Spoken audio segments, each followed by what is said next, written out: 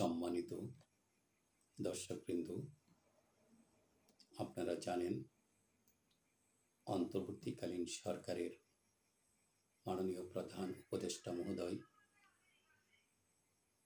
গতকাল এক সরকারি সফরে লন্ডন গিয়ে পৌঁছেছেন। সেখানে যাওয়ার পর ফ্যাসিস্ট সরকারের যারা দূষর, তারা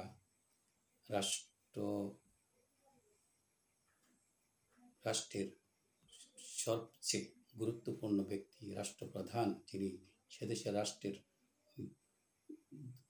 আমন্ত্রণে একটা সরকারি সফরে গেছেন, সেখানে ওনাকে এই লাঞ্ছনা, ওনাকে অপমান বা ওনাকে হেনস্থা করার জন্য এই যা যা করার সবই করছেন।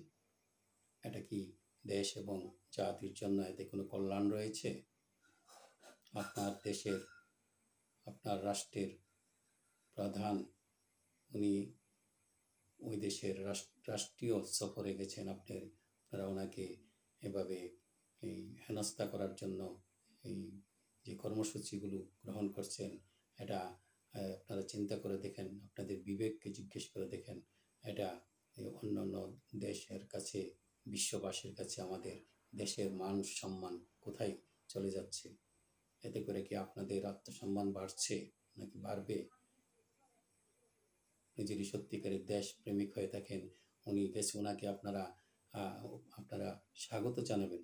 হোক আপনি অন্য কোনো দল, অন্য কোনো মতে বিশ্বাসী, তাতে কি হচ্ছে? উনি তো রাষ্ট্রের কল্যাণের জন্য গেছে, দেশের কল্যাণের জন্য গেছে।